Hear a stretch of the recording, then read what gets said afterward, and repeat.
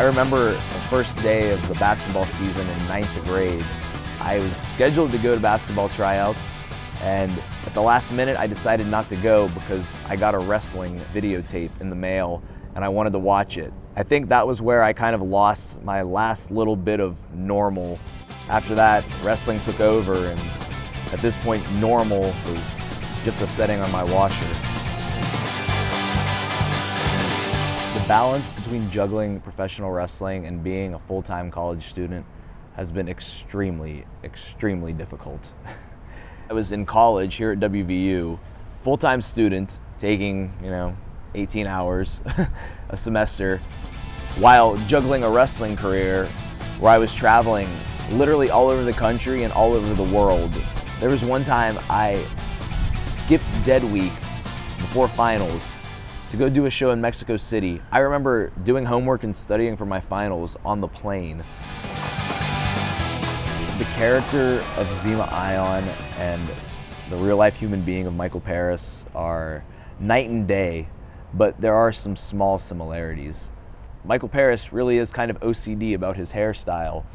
Zema Ion is just an extension of my personality, but with the volume turned all the way up. So Zema Ion is completely over the top about it and sprays his hair every 2 seconds and freaks out if it's messed up. I think Zema Ion's confidence is just me acting and being the guy that I wish I could be in real life. The hours leading up to the match, I am the most nervous, paranoid ball of energy that you'll ever see. I just pace back and forth for hours.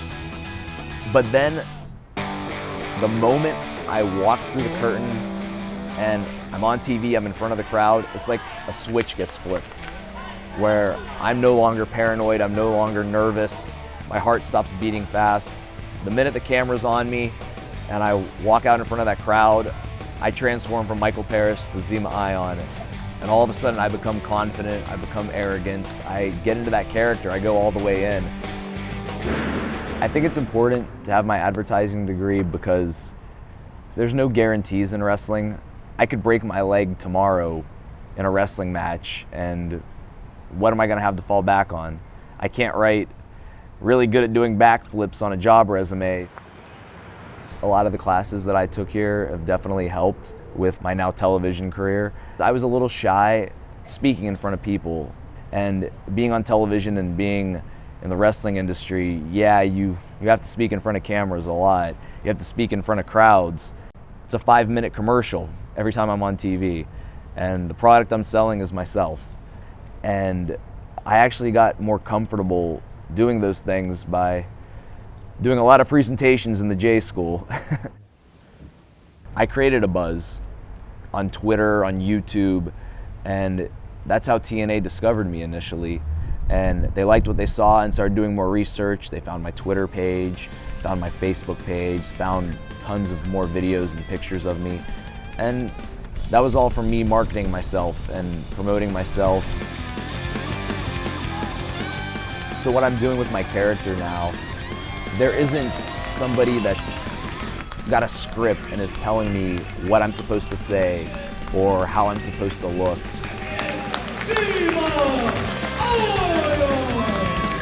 At TNA, it's really sink or swim. It's all on you.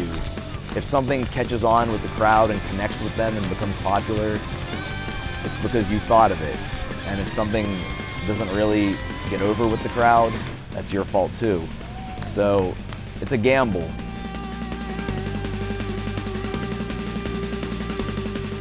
So graduating is definitely first priority.